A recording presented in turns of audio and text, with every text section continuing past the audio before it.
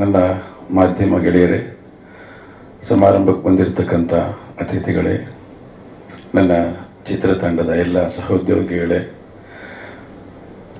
Dynamic personality Duniya Vijay ಅವರೇ, ನೋಡಿ ನಗ್ತಾರೆ, correct ತಾನೆ?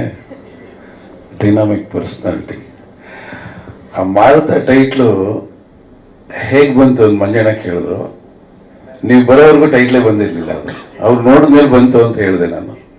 ಹಾಗೆ ಯಾಕೆ ಬಂತು ಮಾರುತ ಅಂದರೆ, ಚಂಡ ನಾವೇ ಮಾಡಿದ್ವಿ, ಮಾರುತ ನಾವೇ ಮಾಡ್ತಾ ಇದ್ದೀವಿ, ಎರಡೂ ಸೇರಿದ್ರೆ ಚಂಡಮಾರುತ ಆಗಲಿ, ಚಿತ್ರರಂಗಕ್ಕೆ ಒಂದು ಯಶಸ್ಸಿನ ಚಂಡಮಾರುತ ಆಗಲಿ ಅಂತ ಹೇಳಿ ಆಸೆಪಟ್ಟು ಈ ಸಿನಿಮಾ ಮಾಡಿದ್ದೀವಿ. ತುಂಬ ಖುಷಿ ಆಗುತ್ತೆ ಈ ಥರದೊಂದು ಸಿನಿಮಾ ಮಾಡೋದಕ್ಕೆ.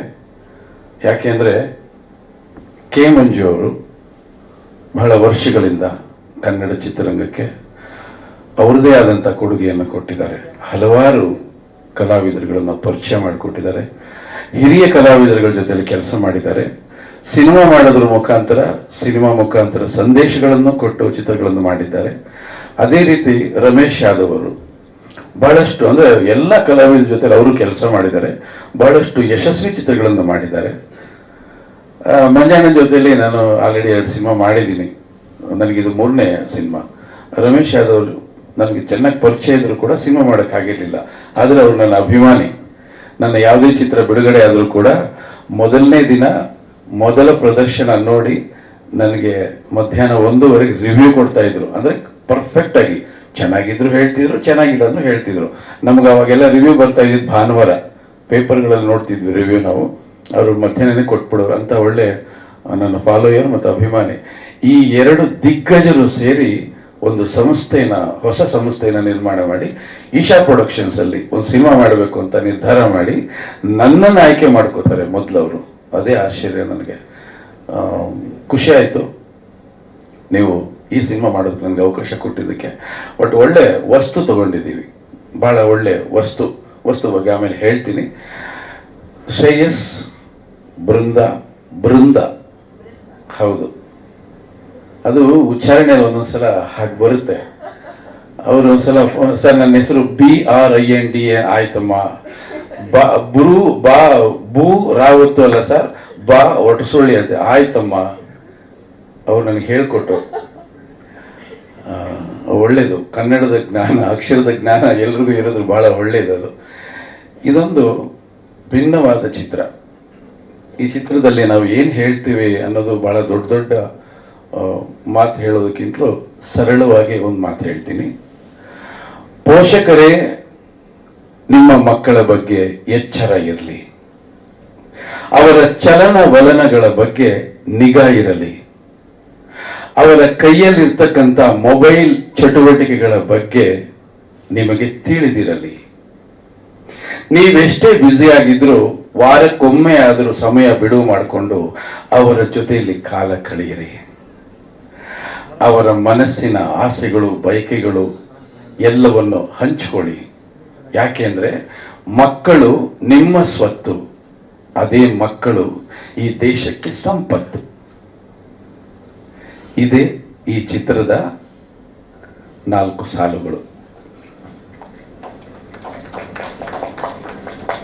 ಇದನ್ನು ಕೇಳುವಾಗ ಯಾವುದೋ ಒಂದು ಕವಿತೆ ಅಥವಾ ಇನ್ಯಾವುದೋ ಒಂದು ಡಾಕ್ಯುಮೆಂಟ್ರಿ ಮಾಡ್ತಾ ಇದ್ದೀವಿ ಅಂತ ಅನ್ಕೋಬಹುದು, ಆದರೆ ಬಹಳ ಗಂಭೀರವಾದಂಥ ಒಂದು ವಿಚಾರ, ನಮ್ಮ ಜೊತೆಯಲ್ಲೇ ಇರ್ತಕ್ಕಂಥ ಒಂದು ಭಯಾನಕವಾದ ವಿಚಾರವನ್ನ ನಾವು ನೋಡೇ ಇರಲ್ಲ, ಅದನ್ನ ತೋರಿಸುವಂತ ಒಂದು ಪ್ರಯತ್ನ ಈ ಚಿತ್ರದಲ್ಲಿ ನಾವು ಮಾಡಿದ್ದೀವಿ. ಬಹಳ ಗಂಭೀರವಾದಂಥ ವಿಚಾರ, ತುಂಬಾ ದೊಡ್ಡ ನ್ಯಾಷನಲ್ ಇಶ್ಯೂ ಇದು. ಈಗ ಯಾರಪ್ಪ ನಾನು ಮಾತಾಡೋದು ಮಧ್ಯೆ ಮಾತಾಡ್ತಾರೆ, ಅವ್ನು ಬಾಯಿ ಮುಚ್ಕೊಂಡಿರೋ ಕೇಳಪ್ಪ. ಆಫ್ ಮಾಡ್ರಿ ರೇಡಿಯೋನ, ಇದೇನು ರೇಡಿಯೋ ಬರ್ತಾ ಇದೆ, ಏನದು?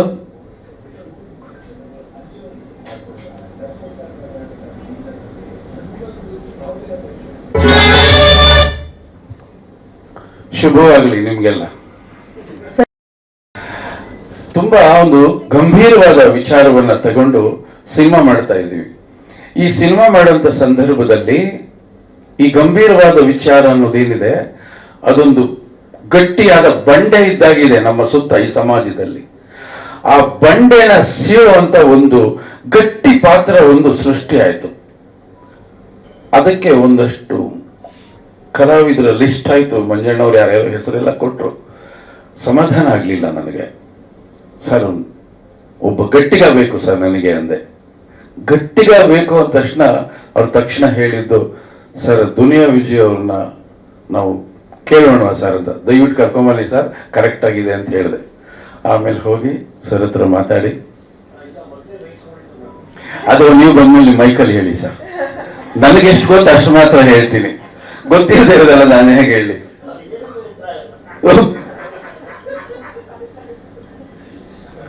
ಯಾಕೆ ದುನಿಯಾ ವಿಜಯ್ ಅವ್ರನ್ನ ಈ ಸಿನಿಮಾದಲ್ಲಿ ನಾವು ಆ ಪಾತ್ರಕ್ಕೆ ಆಯ್ಕೆ ಮಾಡ್ಕೊಂಡ್ವಿ ಅಂದ್ರೆ, ಅವ್ರದೇ ನಿರ್ದೇಶನದ ಈ ಹಿಂದಿನ ಸಿನಿಮಾದಲ್ಲಿ ಅವರು ಈ ಮಾದಕ ವಸ್ತುಗಳ ಬಗ್ಗೆ ಒಂದು ಗಂಭೀರವಾದಂತ ಆಪರೇಷನ್ ಶುರು ಮಾಡಿದ್ರು. ಅದು ಯಶಸ್ವಿ ಆಯಿತು. ಈ ಹಿಂದೆ ಶಬ್ದವೇದಿ ಅನ್ನೋ ಸಿನಿಮಾದಲ್ಲಿ ನಾವು ಅದನ್ನು ಪ್ರಾರಂಭ ಮಾಡಿದ್ವಿ. ದೊಡ್ಡ ಮಟ್ಟಕ್ಕೆ ಪ್ರಶಸ್ತಿಗಳೆಲ್ಲ ತಗೊಂಡಂತ ಒಂದು ಚಿತ್ರ ವಿಕಾಸ ಆ ವಸ್ತುವಿಂದ. ಅದೇ ವಸ್ತು ಇವ್ರು ಇಟ್ಕೊಂಡು ಬಹಳ ಈ ಗ್ಯಾಪ್ ಅಲ್ಲಿ ಬಹಳಷ್ಟು ಹೆಚ್ಚು ಕಡಿಮೆ ಮುಖ್ಯಮಂತ್ರಿಗಳು ಕೂಡ ಅದರ ಬಗ್ಗೆ ಮಾತಾಡುವಷ್ಟು ಮಟ್ಟಿಗೆ ಅದು ಪಾಪ್ಯುಲರ್ ಆಯಿತು. ಜನಗಳಿಗೆ ಅದು ತಲುಪ್ತು ಹೋಗಿ ಅವ್ರ ಪ್ರಯತ್ನ. ಹಾಗಾಗಿ ನಾವು ಅದಕ್ಕಿಂತಲೂ ಒಂದು ಗಂಭೀರವಾದ ಒಂದು ಸಮಸ್ಯೆನ ತಗೊಂಡು ಸಿನಿಮಾ ಮಾಡ್ತಾ ಇದ್ದೀವಿ. ಮಾದಕ ವಸ್ತುನೇ ಗಂಭೀರವಾದ್ದು ಅಂದ್ರೆ ಅದಕ್ಕಿಂತಲೂ ಗಂಭೀರವಾದದ್ದು ಇವತ್ತು ನಾವು ಹೆದರಿಸ್ತಾ ಇದೀವಿ. ನಮ್ಮ ಜೊತೆ ಒಳಗಡೆನೆ ಇದೆ, ನಮಗೆ ಗೊತ್ತೇ ಇಲ್ಲ ಅದು. ನಾವು ಅದನ್ನ ಹೆಗಲು ಹೊತ್ಕೊಂಡು ಟ್ರಾವೆಲ್ ಮಾಡ್ತಾ ಇದೀವಿ. ಆ ಥರದೊಂದು ಸಮಸ್ಯೆನ ಯಾರಪ್ಪ ಭೇದಿಸ್ತಾರೆ ಅಂದ್ರೆ ಅದು ನಮ್ಮ ಸ್ಯಾಂಡಲ್ವುಡ್ ಸಲಗ ಅನ್ನೋದು ನಾವೆಲ್ಲ ಸೇರಿ ತೀರ್ಮಾನ ಮಾಡಿದ್ವಿ. ಅವ್ರು ಬಂದು ಅವ್ರ ಹೆಗಲಿಗೆ ನಾವು ಆ ಪಾತ್ರವನ್ನ ಹಾಕಿದ್ವಿ.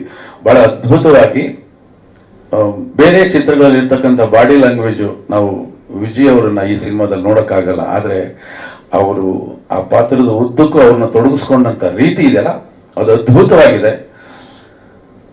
ಅದನ್ನ ನಾನು ಎಷ್ಟು ಹೇಳಿದ್ರು ಕೂಡ ಅದು ತುಂಬಾ ಸಣ್ಣದಾಗಿ ಕಾಣ್ತಾ ಇರುತ್ತೆ. ಸಿನಿಮಾ ನೋಡಿದ ನಂತರ ಪ್ರತಿಯೊಬ್ಬರಿಗೂ ಕಾಡುವಂತ ವಿಚಾರಗಳು ಇಲ್ಲಿದೆ. ಹಾಗಾಗಿ ಈ ಸಿನಿಮಾ ಯುವಕರು ತಪ್ಪದೆ ನೋಡಬೇಕು, ಮುಖ್ಯವಾಗಿ ಪೋಷಕರು. ಯಾಕೆಂದ್ರೆ ನಾವು ಹೇಗಾಗ್ಬಿಟ್ಟಿದೀವಿ ಅಂದ್ರೆ ಮನೆ ಒಳಗಡೆನೆ ಇರ್ತೀವಿ, ಇರೋದು 2 ರೂಮು. ಮಗನ ಹೆಸರಿಟ್ಟಕ್ಕೆ ಹೋಗೋದಿಲ್ಲ, ಮೆಸೇಜ್ ಮಾಡಿ ತಾಯಿ ಕರೀತಾರೆ, ತಿಂಡಿ ರೆಡಿ ಇದೆ ಬಾರಪ್ಪ ಅಂತ ಹೇಳಿ. ಅಷ್ಟರ ಮಟ್ಟಿಗೆ ನಾವು ಈ ಸೋಷಿಯಲ್ ಮೀಡಿಯಾಗಳನ್ನ ಬಳಸ್ಕೊಂಡಿದೀವಿ ಇವತ್ತು.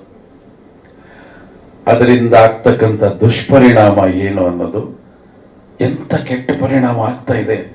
ನನಗೆ ಒಬ್ರು ಹಿರಿಯ ಪೊಲೀಸ್ ಅಧಿಕಾರಿ ಸಿಕ್ಕಿದ್ರು. ಅವರು ಏನು ಪಿಕ್ಚರ್ ಮಾಡ್ತಾ ಇದ್ದೀರಿ ಅಂದಾಗ ನಾನು ಈ ವಸ್ತು ಹೇಳಿದೆ ಅಷ್ಟೇ. ಈ ವಸ್ತು ಕತೆ ಏನು ಸರ್, ಈ ಥರದೊಂದು ಕಂಟೆಂಟ್ ತಗೊಂಡಿದ್ದೀವಿ ಅಂತ. ಹೌದು ಸರ್, ನಮಗೂ ಅದು ಗೊತ್ತಿದೆ, ಅದು ನಮ್ಗೆ ಕರೆಕ್ಟಾಗಿ ರೂಟ್ ಸಿಗ್ತಾ ಇಲ್ಲ ಅಂತ ಹೇಳಿದ್ರು. ಬಹಳ ಗಂಭೀರವಾದಂಥ ಸಮಾಚಾರ. ಇದು ಇನ್ನೇನಾದ್ರು ಇನ್ನು 5-10 ವರ್ಷ ಮುಂದುವರಿತು ಅಂತ ಹೇಳಿದ್ರೆ ಇಡೀ ದೇಶದಲ್ಲಿ ಇದು ಕೊರೋನಾಗಿಂತಲೂ ಕೆಟ್ಟ ಕಾಯಿಲೆಯಾಗಿ ಹರಡುತ್ತೆ, ಇದನ್ನ ಬಡಿಬೇಕು ಅಂತ ಹೇಳಿದ್ರು. ಹಾಗಾಗಿ ನಾವು ತಗೊಂಡಿರೋ ವಸ್ತು ಸರಿ ಇದೆ. ಈ ಸಿನಿಮಾ ಬರೀ ಒಂದು ಮನರಂಜನೆ ಅನ್ನೋದಾಗಿದೆ. ಮನರಂಜನೆ ಇದೆ, ಯಾಕೆಂದ್ರೆ ಎಲ್ಲರೂ ಮನರಂಜನೆಗೆ ಸಂಬಂಧಪಟ್ಟ ಕಲಾವಿದರನ್ನೆಲ್ಲ ನಿರ್ಮಾಪಕರು ಕೊಟ್ಟಿದ್ದಾರೆ, ಮನರಂಜನೆ ಇದೆ. ಆದ್ರೆ ಈ ವಸ್ತು ಇದೆಲ್ಲ ಪ್ರತಿ ಮನೆಯಲ್ಲಿ ಪ್ರತಿ ಮನಸ್ಸನ್ನ ಖಂಡಿತ ಕಾಡುತ್ತೆ. ವಿಜಯ್ ಅವ್ರನ್ನ ಕರೆಸ್ಕೊಳ್ಳಿ, ಮಾತಾಡ್ತಾರೆ ಅವರು. ಆಮೇಲೆ ನೀವು ತೆರೆ ಹಿಂದೆ ನೋಡ್ತಾ ಇದ್ರಿ, ಒಳ್ಳೊಳ್ಳೆ ಕಲಾವಿದರನ್ನ ನಿರ್ಮಾಪಕರು ಕೊಟ್ಟರು. ಯಾಕೆಂದ್ರೆ ಪ್ಯಾಷನ್ ಇರುವಂತ ನಿರ್ಮಾಪಕರು ಸಿನಿಮಾ ಏನ್ ಬೇಕು ಅದನ್ನೆಲ್ಲ ಕೊಟ್ಟಿದ್ದಾರೆ. ಹಾಗಾಗಿ ನಾನೇನ್ ಹೇಳ್ತೀನಿ ಅಂತ ಹೇಳಿದ್ರೆ, ಚಿತ್ರರಂಗವನ್ನೇ ನಂಬಿ ಬದುಕ್ತಕ್ಕಂಥ ನಿರ್ಮಾಪಕರು, ಚಿತ್ರವನ್ನೇ ಕಲಾವಿದರನ್ನೇ ಕಲಾ ಜಗತ್ತನ್ನೇ ಉಸಿರಾಗಿ ಭಾವಿಸ್ತಕ್ಕಂಥ ನಿರ್ಮಾಪಕರು ಕನ್ನಡ ಚಿತ್ರರಂಗದಲ್ಲಿ ಗಟ್ಟಿಯಾಗಿ ಉಳ್ಕೊಳ್ಬೇಕು. ಯಾಕೆಂದ್ರೆ ಇವರೆಲ್ಲ ಗಟ್ಟಿಯಾಗಿ ಉಳ್ಕೊಂಡ್ರೆ ಚಿತ್ರರಂಗ ಗಟ್ಟಿಯಾಗಿ ಉಳ್ಕೊಳ್ಳುತ್ತೆ. ಚಿತ್ರರಂಗ ಇಲ್ಲಾಂದ್ರೆ ಬಹಳ ತೊಂದರೆ ಅನುಭವಿಸುತ್ತೆ. ಇದ್ರ ಬಗ್ಗೆ ಬಹಳ ವಿಚಾರಗಳು ಮುಂದೆ ಮಾತಾಡೋಣ. ಈ ಚಿತ್ರದಲ್ಲಿ ಶ್ರೇಯಸ್ ಅವರಿಗೆ ಬಹಳ ಒಳ್ಳೆ ಪಾತ್ರ. ಅದು 3 ಶೇಡ್ ಇರತಕ್ಕಂಥ ಪಾತ್ರ. ಅವ್ರಿಗೂ ಕೂಡ ಕೇಳ್ತಾ ಇದ್ರು, ಸರ್ ಇದು ನೀವೇನೋ ಪ್ರಿಪೇರ್ ಆಗಬೇಡಿ, ಸೀದಾ ಸ್ಪಾಟಿಗೆ ಬನ್ನಿ, ಸೀನ್ ಪೇಪರು ನಾನು ಕೊಡ್ತೀನಿ, ಅಲ್ಲಿ ಸುಮ್ಮನೆ ಆ ಪಾತ್ರವನ್ನ ನಿಮ್ಮ ತಲೆ ಒಳಗೆ ತುಂಬ್ತೀನಿ, ನೀವು ಆಕ್ಟ್ ಮಾಡಿ ಅಂತ. ಬಹಳ ಈಸಿಯಾಗಿ ಆಕ್ಟ್ ಮಾಡಿದ್ರು, ತುಂಬಾ ಕಷ್ಟ ಏನು ಪಡಲಿಲ್ಲ. ಯಾವುದನ್ನ ನಾವು ಗಳಿಸ್ಕೋಬೇಕು ಅಂತ ನಾವು ಪ್ರಯತ್ನ ಪಡ್ತೀವಿ, ಅದನ್ನ ಗಳಿಸ್ಕೊಳ್ಬೋದು. ಆದರೆ ಗಳಿಸ್ಕೊಳ್ಳುವಂತ ಮನಸ್ಥಿತಿ, ಇಚ್ಛಾಶಕ್ತಿ ಬಹಳ ಮುಖ್ಯ. ಹಾಗಾಗಿ ಶ್ರೇಯಸ್ ಅವರು ನೋಡಿ ಏನ್ ಹೇಳಿದ್ರಮ್ಮ, ತುಂಬಾ ಕಾಟ ಕೊಟ್ರ, ಅದೇನಂತ ಹೇಳಲೇ ಇಲ್ವಲ್ಲ. ತುಂಬಾ ಒಳ್ಳೆ ಹುಡುಗ, ಅಪ್ಪನಿಗೆ ಬಹಳ ಪ್ರೀತಿಯಾದ ಹುಡುಗ, ಮುಂದೊಂದು ದಿನ ಚೆನ್ನಾಗಿ ಬೆಳೀಲಿ ಅಂತ ಆಶೀರ್ವಾದ ಮಾಡೋಕ್ಕೋಸ್ಕರ ದುನಿಯಾ ವಿಜಯ್ ಅವರು ಈ ಚಿತ್ರದಲ್ಲಿ ಅವ್ರಿಗೆ ಆಶೀರ್ವಾದ ಮಾಡೋಕ್ಕೋಸ್ಕರ ಪಾತ್ರವನ್ನು ಒಪ್ಕೊಂಡ್ರು. Thank you very much sir. ಆಮೇಲೆ ಈ ಮಗು ಬೃಂದ ಪ್ರತಿಭಾವಂತೆ, ಬಹಳ ಅಚ್ಚುಕಟ್ಟಾಗಿ ದೃಶ್ಯಗಳನ್ನು ಅರ್ಥ ಮಾಡಿಕೊಂಡು, ಬಹುಶಃ ಆಕೆ ಮಾಡಿದ ಶಾರ್ಟ್ಗಳು ಯಾವುದು ಒನ್ ಮೋರ್ ಆಗಿಲ್ಲ ನನಗೆ ತಿಳಿದ ಮಟ್ಟಿಗೆ, ಅಷ್ಟು ಚೆನ್ನಾಗಿ ಆ್ಯಕ್ಟ್ ಮಾಡಿದ್ರು. ಆಮೇಲೆ ನೃತ್ಯ ರಿಹರ್ಸಲ್ ಮಾಡ್ಕೊಂಡು ನೃತ್ಯ ಮಾಡೋ ಅಂದರೆ ಜಸ್ಟ್ ಒಂದು ಆಪಡೆ ಹೋಗಿ ರಿಹರ್ಸಲ್ ಮಾಡ್ಕೊಂಡು ಅದ್ಭುತವಾದ ಗೀತೆಯನ್ನು ಈ ಸಿನಿಮಾದಲ್ಲಿ ಅವರು ಒಂದು ದೇವ ಸಾಂಗ್ ಇದೆ, ಸೌದತ್ತಿ ಎಲ್ಲಮ್ಮನ ಸಾಂಗ್, ಅದು ಮುಂದೊಂದು ದಿನ ಅದನ್ನು ನಿಮಗೆ ತೋರಿಸ್ತೀವಿ. ಬಹಳ ಚೆನ್ನಾಗಿ ಅದರಲ್ಲಿ ಆ್ಯಕ್ಟ್ ಮಾಡಿದ್ರು. ಎಂಟೈರ್ ಕಲಾವಿದರು ಈ ಚಿತ್ರದಲ್ಲಿ ಅವ್ರು ಏನು ನಿರೀಕ್ಷೆ ಮಾಡಿದ್ರು ಅದಕ್ಕೆ ಭಿನ್ನವಾದ ಪಾತ್ರಗಳನ್ನು ಈ ಕತೆ ಅವರು ಕೊಟ್ಟಿದೆ. ಜೊತೆಯಲ್ಲಿ ದಾಸ್ ಅವರು, ನಾವಿಬ್ಬರು ಒಟ್ಟಿಗೆ ಚಿತ್ರರಂಗಕ್ಕೆ ಬಂದ್ವಿ. ಚೈತ್ರದ ಪ್ರೇಮಾಂಜಲಿ ಅನ್ನೋ ಒಂದು ಅಮರ ಕಾವ್ಯ, ಅದು ಎಷ್ಟು ವರ್ಷ ಆದರೂ ಕೂಡ ಸಿನಿಮಾ ನಮ್ಮ ಜೊತೆಯಲ್ಲೇ ನಡ್ಕೊಂಡು ಬರ್ತಾ ಇದೆ. ಆ ಚಿತ್ರದ ಮುಖಾಂತರ ಇಬ್ಬರು ಒಟ್ಟಿಗೆ ಬಂದ್ವಿ. ಇವತ್ತು ಈ ಚಿತ್ರದಲ್ಲಿ ಒಟ್ಟಿಗೆ ಕೆಲಸ ಮಾಡಿದ್ದೀವಿ. ನಾವಿಬ್ಬರು ಸೇರಿ ಕೆಲಸ ಮಾಡಿದಂಥ ಹಲವಾರು ಯಶಸ್ವಿ ಚಿತ್ರಗಳು ನಿಮ್ಮ ಕಣ್ಣು ಮುಂದೆ ಇದೆ. ಅವ್ರಿಗೆ 125 ಸಿನಿಮಾ ಆಯ್ತಂತೆ, ನನಗೆ ಆಶ್ಚರ್ಯ ಆಯಿತು. ಇನ್ನೂ 125 ಸಿನಿಮಾ ಮಾಡಿ, ಯಾಕೆಂದರೆ ಅವರು ಕೆಲಸ ಮಾಡೋ ರೀತಿನೇ ಬಹಳ ಚಂದ. ಒಂದು ಸಣ್ಣ ಸೌಂಡ್ ಮಾಡಲ್ಲ, ಗಲಾಟೆನೇ ಮಾಡಲ್ಲ ಅವರು. ನಾನು ತುಂಬಾ ಸ್ಪೀಡಾಗಿ ಅವ್ರಿಗೆ ಸರ್ ತೆಗಿತಾ ಇರಬೇಕು ಅಂತ ಅವರು ಕೂತ್ ಜಾಗದಲ್ಲೇ ಲೈಟಿಂಗ್ ಮಾಡ್ಕೋತಾರೆ, ಸ್ಟ್ರೈನ್ ಆಗೋದಿಲ್ಲ, ಕಲಾವಿದರಿಗೆ ತೊಂದರೆ ಕೊಡೋದಿಲ್ಲ. ತುಂಬಾ ಇವತ್ತಿಗೂ ಮೊದಲನೇ ಸಿನಿಮಾ ಹೇಗೆ ಮಾಡಿದ್ರು ಇವತ್ತಿಗೂ ಕೂಡ ಅವರಲ್ಲಿ ಅದೇ ಒಂದು ಉತ್ಸಾಹ. ಆದರೆ ಈ ತಂತ್ರಜ್ಞಾನಕ್ಕೆ ಅವ್ರನ್ನ ತೊಡಗಿಸ್ಕೊಂಡಿರೋ ರೀತಿ ಇದೆಲ್ಲ, ಟೆಕ್ನಾಲಜಿ ತುಂಬಾ ಬದಲಾಗಿದೆ. ಅವತ್ತು 2C ಕ್ಯಾಮ್ರಾ ನಾವು ಬಂದಾಗ, ಇವತ್ತು ಕ್ಯಾಮ್ರಾಗಳೆಲ್ಲ ಅಲ್ಟ್ರಾ ಮಾಡರ್ನ್ ಆಗೋಗಿದೆ. ಅದಕ್ಕೆ ತೊಡಗಿಸ್ಕೊಂಡು ಅವ್ರು ಕೆಲಸ ಮಾಡ್ತಾರಲ್ಲ, ಅದಕ್ಕೆ ನಾವು ಹ್ಯಾಟ್ಸ್ ಆಫ್ ಹೇಳಬೇಕು. ಅದು ಬಹಳ ಕಷ್ಟ. ಬಹಳಷ್ಟು ಜನ ಇವರು ಶಿಷ್ಯಂದ್ರೇನೆ ಆ ಟ್ರೆಂಡ್ಗೆ ಸೆಟ್ ಆಗದ ಪಕ್ಕಕ್ಕೆ ಹೋಗ್ಬಿಟ್ಟಿದ್ದಾರೆ. ಬಟ್ ಇವತ್ತಿಗೂ ಅವ್ರು ಕೆಲಸ ಮಾಡ್ತಿದ್ದಾರೆ. ತುಂಬಾ ಹೆಮ್ಮೆ. ಇವತ್ತು ಒಬ್ಬ ನಿರ್ದೇಶನ ಮಾಡೋದು, ಒಬ್ಬ ಛಾಯಾಗ್ರಾಹಕ ಫೋಟೋಗ್ರಫಿ ಮಾಡೋದು ಇವತ್ತು ತುಂಬಾ ಸವಾಲು. ಯಾಕೆಂದ್ರೆ ಟೆಕ್ನಾಲಜಿ ಅಷ್ಟು ಮುಂದುವರೆದಿದೆ. ಅದನ್ನ ಸ್ಟಡಿ ಮಾಡೋದೇ ಬಹಳ ಜಾಣತನ. ಅದನ್ನ ಸ್ಟಡಿ ನನ್ ದುನಿಯಾ ವಿಜಯ್ ಅವರು ಡೈರೆಕ್ಷನ್ ಮಾಡೋದು ಆಶ್ಚರ್ಯ. ನನ್ನ ಸಿನಿಮಾ ನೋಡ್ತಾ ಇರ್ತೀನಿ, ಹೆಂಗ್ ಡೈರೆಕ್ಟ್ ಮಾಡೋದು ಇವರು ಅಂತ. ಯಾಕೆಂದ್ರೆ ಕಲಾವಿದರು ಡೈರೆಕ್ಟ್ ಮಾಡೋದು ಸುಲಭ ಅಲ್ಲ, ಅದು ರವಿ ಸರ್ಗೆ ಮಾತ್ರ ಸೀಮಿತ. ಯಾಕೆಂದ್ರೆ ಅವ್ರ ಪ್ಯಾಷನ್ ಅದು, ಚಿಕ್ಕ ವಯಸ್ಸಿನ ಡೈರೆಕ್ಟರ್ ಆಗ್ಬೇಕು ಅಂತಿತ್ತು, ಅವ್ರು ಡೈರೆಕ್ಟರ್ ಆದ್ರು. ಬಟ್ ವಿಜಯ್ ಸರ್ ನಿಮ್ಮ ಸಿನಿಮಾಗಳನ್ನ ಎಷ್ಟು ನ್ಯಾಚುರಲ್ ಆಗಿ, ಸ್ವಲ್ಪ ಕೂಡ ಸಿನಿಮಾಟಿಕ್ ಇಲ್ಲದೆ ಅಷ್ಟು ಸಿಂಪಲ್ ಆಗಿ ಇಂಪ್ಯಾಕ್ಟ್ ಆಗೋ ತರ ಡೈರೆಕ್ಷನ್ ಮಾಡೋದಿದೆಯಲ್ಲ, ಅದಕ್ಕೆ ಹೇಳಿದ್ರು ಟೆಕ್ನಾಲಜಿ ಜೊತೆಲಿ ಇರಬೇಕು. ಈ ಸಮಾಜದಲ್ಲಿ ಇವತ್ತು ನಡೀತಕ್ಕಂಥ ಎಲ್ಲ ವಿಚಾರಗಳನ್ನ ನಾವು ಜೊತೆಲಿ ಟ್ರಾವೆಲ್ ಮಾಡ್ತಾ ಇರಬೇಕು. ಇಲ್ಲಾಂದ್ರೆ ಈಗ ಸಿನಿಮಾ ಮಾಡೋದು ಬಹಳ ಕಷ್ಟ ಇದೆ. ಹಾಗಾಗಿ ಮತ್ತೊಮ್ಮೆ ನಿಮಗೆ ಅಭಿನಂದನೆಗಳು. ನೀವು ವೇದಿಕೆ ಮೇಲೆ ಬರೋದು ಕಾಯ್ತಾ ಇದ್ದೀನಿ. ನಾನು ಮಂಜಣ್ಣ ವೇದಿಕೆ ಮೇಲೆ ಬರೋದು ಕಾಯ್ತಾ ಇದ್ದೀನಿ. ಇಲ್ಲ, ಹಾಗಾಗಿ ಸಿನಿಮಾ ಇನ್ನು ಉಳಿದ ಸಾಂಗ್ಗಳನ್ನೆಲ್ಲ ನಾವು ರಿಲೀಸ್ ಮಾಡುವಾಗ ಇನ್ನೊಂದಷ್ಟು ವಿಚಾರಗಳನ್ನ ಕೊಡ್ತೀನಿ. ಇವತ್ತಿಗೆ ಸಾಕು ಅಂತ ಅನ್ಕೊಂಡಿದ್ದೀನಿ. ಇದು ಬರೀ ಪ್ರಥಮ ಪತ್ರಿಕಾಗೋಷ್ಠಿ, ಇನ್ನು ಬಹಳಷ್ಟು ಬಾರಿ ಭೇಟಿ ಮಾಡ್ಬೇಕಾಗುತ್ತೆ. ಒಂದಂತೂ ಕ್ಲೂ ಕೊಟ್ಟಿದ್ದೀರಾ, ಒಂದು ಫೋರ್ಸ್ಫುಲ್ ಕಂಟೆಂಟ್ ಇದು. ಬಹಳ ಒಂದು ಫೋರ್ಸ್ ಇದೆ ಇದರಲ್ಲಿ. ಜೊತೆಗೆ ಬರೀ ಯುವತಿಯರಿಗೆ ಮಾತ್ರವಲ್ಲ, ಅಬಾಲ ವೃದ್ಧರಾದಿಯಾಗಿ ಎಲ್ಲರ ಮನಸ್ಸನ್ನ ಮುಟ್ಟುವಂತಹ ಕಂಟೆಂಟ್. ಇದರಿಂದ ಒಂದಷ್ಟು ಜಾಗೃತಿ ಮೂಡಿಸೋ ಕೆಲಸ ಆಗ್ಲಿದೆ ಅಂತ ಭರವಸೆ ಕೊಟ್ಟಿದ್ದಾರೆ. Super sir, all the best ಅಂತ ಹೇಳ್ತಾ, ಎಲ್ಲರ ಕಣ್ಣು ನಿಮ್ಮ ಮೇಲೆ ಇದೆ. ಸ್ಯಾಂಡಲ್ವುಡ್ ಸಲ್ಗಾಣವ ಪ್ರೀತಿಯ ದುನಿಯಾ ವಿಜಯ್ ಒಂದು ಅವರು ಇವಾಗ ಡೈರೆಕ್ಟರ್ ಆಗಿದಾರಲ್ಲ, ಹೇಗಪ್ಪ ಅವ್ರ ಜೊತೆ ಕೆಲಸ ಮಾಡೋದು ಅಂತ ಅನ್ಸಿತ್ತು. ಆದ್ರೆ ವ್ಯತ್ಯಾಸ ತುಂಬಾ ಕಾಣ್ತು ನನಗೆ. ಎಷ್ಟು ವ್ಯತ್ಯಾಸ ಇದೆ ಅಂದ್ರೆ, ಅವತ್ತು ತುಂಬಾ ಹುಡುಗಾಟಿಕೆ ಅವತ್ತು, ಬಟ್ ಕ್ಯಾಮರಾ ಬಂದು ಬರ್ತಿದ್ದಂಗೆ ತುಂಬಾ ಸೀರಿಯಸ್ನೆಸ್ ಇತ್ತು. ಬಟ್ ಈಗ ಪಕ್ವವಾಗಿದ್ದಾರೆ ಅವರು. ಬದುಕು ಅವರನ್ನ ಬಹಳಷ್ಟು ತಿದ್ದಿ ಬೆಳೆಸಿದೆ. ಹಾಗಾಗಿ ಒಬ್ಬ ಜವಾಬ್ದಾರಿ ಇರ್ತಕ್ಕಂಥ ಕಲಾವಿದನ್ನ, ಜವಾಬ್ದಾರಿ ಇರ್ತಕ್ಕಂಥ ನಿರ್ದೇಶಕನ್ನ ನಾನು ಈ ಸಿನಿಮಾದಲ್ಲಿ ಡೈರೆಕ್ಟ್ ಮಾಡಿದ್ದೀನಿ. ಅದು ತುಂಬಾ ಖುಷಿಯಾದಂಥ ವಿಚಾರ. ಆಮೇಲೆ ಯಾವಾಗಲೂ ಹೇಳ್ತಾ ಇರ್ತೀನಿ, ಅವ್ರು ಒಪ್ಕೊಳ್ಳೋವರೆಗೂ ಸ್ವಲ್ಪ ಕಷ್ಟ. ಒಪ್ಕೊಂಡ್ಮೇಲೆ ಸಿನಿಮಾ ಹೇಗೆ ಮುಗಿಯುತ್ತೆ ಅಂತ ನಮಗೆ ಗೊತ್ತೇ ಆಗಲ್ಲ. ಸಾಸುವೆ ಕಾಳಿನಷ್ಟು ತೊಂದರೆಯನ್ನ ನಿರ್ಮಾಪಕರಿಗಾಗ್ಲಿ ನಿರ್ದೇಶಕರಿಗಾಗ್ಲಿ ಅವ್ರು ಕೊಡೋದೇ ಇಲ್ಲ. ಅಷ್ಟು ಡೆಡಿಕೇಶನ್. ಒನ್ಸ್ ಕ್ಯಾರವನ್ ಇಂದ ಸೆಟ್ಗೆ ಬಂದ್ಮೇಲೆ ಶಾರ್ಟ್ ರೆಡಿ ಕರ್ಕೊಂಬ ಹೋಗಪ್ಪ ಅಂತ ಅಸಿಸ್ಟೆಂಟ್ ಡೈರೆಕ್ಟರ್ ನಾನು ಹೇಳೋ ಅವಶ್ಯಕತೆನೇ ಇಲ್ಲ. ಅಲ್ಲೇ ಇರ್ತಾರೆ, ಬಂದು ನಿಂತ್ಕೋತಾರೆ. ಆ ಶಾರ್ಟ್ ಅನ್ನು ಎಷ್ಟು ಚೆನ್ನಾಗಿ ಕೊಡ್ತಾರೆ ಅಂದ್ರೆ ನಾವು ಏನು ನಿರೀಕ್ಷೆ ಮಾಡ್ತೀವಿ ಅದಕ್ಕಿಂತ ಅದ್ಭುತವಾಗಿ ಈ ಸಿನಿಮಾ ನೀವು ನೋಡಿ ತುಂಬಾ ಖುಷಿ ಪಡ್ತೀರಾ. Thank you very much. ದೀರ್ಘಾಯುಷ್ಮಾನ್, ಒಳ್ಳೇದಾಗ್ಲಿ, ಶುಭವಾಗ್ಲಿ, ನಿಮ್ಮೆಲ್ಲ ಪ್ರಯತ್ನಗಳು ಯಶಸ್ವಿ ಆಗ್ಲಿ. ನಿಮ್ಮಿಂದ ಬಹಳ ಮಾತುಗಳನ್ನ ನಿರೀಕ್ಷೆ ಮಾಡ್ತಿದ್ದಾರೆ ಎಲ್ಲರೂ ಕೂಡ.